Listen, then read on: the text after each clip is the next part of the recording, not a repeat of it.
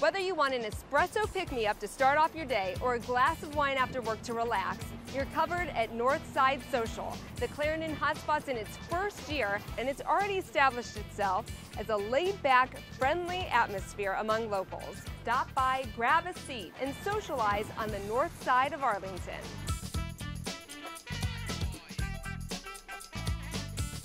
We're here with Allison, General Manager of Northside Social. So how did the idea come about?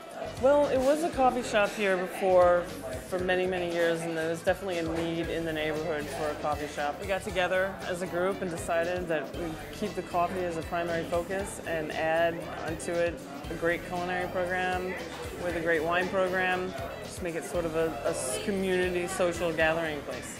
But we use all natural ingredients, as many local products as we can buy. We make just about everything from scratch in-house. Pretty much if we can make it, we do. Hey, you're the wine expert here. Can you tell us about the wine selection?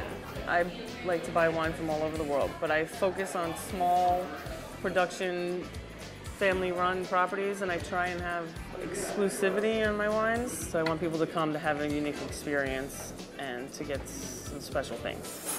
So you're open 7 days a week, you host a bunch of events. What's going on here? We do all different events. We do a lot of wine events, beer events, and I also have art shows here. I'm really interested in supporting local artists and the arts in general. So we actually let local artists hang their work here for free, and if they sell the work, they keep all the commission. We're doing a 1-hour all-level yoga class. Everybody's bring your own mat, so we clear all the tables out, and then at the end, I will go through a wine pairing. So we're trying to incorporate the senses, so we'll have sight, smell, and taste involved. Okay, so Seth is the coffee expert here. Yes, he is our head barista, and he's responsible for quality control and basically the perfection in our coffee program, or getting there, because we really take it seriously, and he's really, really passionate and knows a lot about coffee. Well, I'm ready to meet Seth and learn more about coffee here. Can I go meet him? Yes, absolutely. Seth, can you tell us about what's going on here in terms of coffee? We start off with many different kinds of extraction methods. You can get an espresso made on our great machine. We are one of maybe only 2 or 3 shops in the US that have this machine. It's a paddle group head, which allows us to pre-infuse our coffees and create a situation for ideal extraction. So on top of our espresso program, we also have our regular drip coffee program, as well as pour-overs, which is a kind of specialized coffee production per cup, where it allows us to control the temperature and the immersion of the grounds, as well as French press, which a lot of people are really into as well. Where do you find your beans? We get our beans from Counterculture Coffee out of Durham, North Carolina, and they are an incredible roaster. Of all the roasters here in the US, I find that Counterculture is generally like the most memorable coffee. Their coffee profiles are very specific, very focused, and the transparency to the bean that allows you to experience all levels of it. So you can taste the regionality of where the coffee is coming from and the processing of the coffee, and they just do a great job of the roasting to allow the actual character of the bean to come out. What is your most popular coffee product here? I'd say our large coffees generally go the fastest. Everyone wants their large coffee, but in terms of our specialty program, I'd say cappuccinos or lattes are what people find the most memorable at the shop. What do you look for in your cup of coffee? I like dark roast. Dark roast coffee? You know, actually here at our shop, we don't actually do anything that's dark roast or light roast. They're all about the same roast, but certain profiles, like coffee from Indonesia, for instance, will have characters of the kind of dark chocolate. And so we would recommend, like, oh, you'd like our Gayo from Sumatra. If you were to come in here and you would say, I want a coffee, and our barista says, well, what do you like? And you say, well, I like this and that and the other thing. We'd probably come up with a certain specialized drink just for you. And you mentioned that you're not just a coffee barista, right? You're also a musician? I'm a professional tuba player in town. I play a lot with the National Symphony and the opera. Coffee for me is actually just a passion that I've wanted to live out. I'm really interested in competitive coffee. I'm really interested in just levels of extraction, and every day when I come in, I mean, I'm making great drinks for people, but it's also refining the craft and honing in on the skill that is required to make the ideal extraction.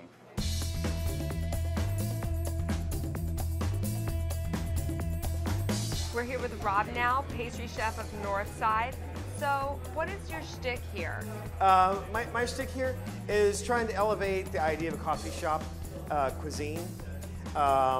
There are a million coffee shops that have been going for years, and I just want to have a different twist on a muffin, a different twist on a baked good, a different twist on that comfort idea that people have when they're sitting with a cup of coffee. Sometimes it's one ingredient, sometimes it's taking the familiar, turning it on its end, taking something simple like the traditional American scone and throwing bananas, pecans, and chocolate into it, making a chunky monkey scone.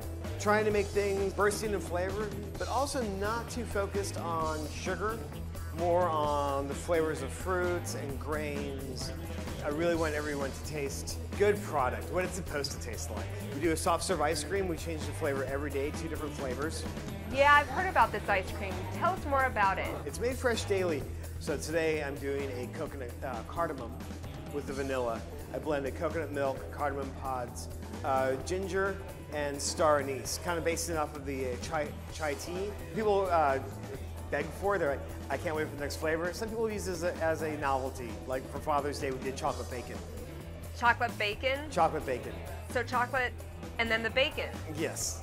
Steeped, took some of Liberty Tavern's famous bacon, cooked that with chocolate milk, added that to the chocolate base. It had a really strong smoky bacon flavor to it.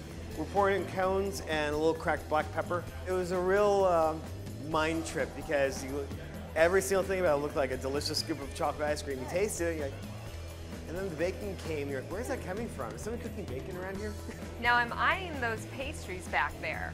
These are kind of our top 5 at the moment. We have a smoked cheddar and chive scone. This is our famous chunky monkey with the chocolate, the banana, and the pecans. Our date apricot, our granola bran muffin, and then this is our apple scone, and it's kind of a twist on the apple pie. Can you take me through the process, how you make something? Definitely. We're gonna make the date apricot scone. For this one, it's very, very simple. We'll all-purpose flour, sugar, salt, organic heavy cream. We drizzle the heavy cream in. Just before it all comes together, add the fruit. This dough, I'm basically making what we call a book, where I fold it in thirds. It's making layers. Oh, I see. A lot of people take the cutter and twist it, and you just sealed all the sides. You just crushed all of your layers. Straight down, straight up. And you can see all the different layers. Pretty simple. So then into the oven it goes for how many minutes? 8 to 12 minutes. Okay, and then done? Done. We bake multiple times a day. We start at 5 o'clock in the morning. Our first batches come out of the oven at 6. We stock the case. As we're selling it, we bake another batch. We bake another batch. We have everything in-house. So you're constantly baking? Constantly. All 18 hours that we're open. And so these scrumptious looking pastries were baked today? These were baked today. They're probably baked around 10 o'clock this morning. They smell so good. It's a place to relax with friends and enjoy your favorite beverage. My kind of place. For more information about Northside Social and the other places we visited, check out our website. And be sure to find us on Facebook too. That wraps up Clarendon for now, but join us next time for more delicious bites of Arlington.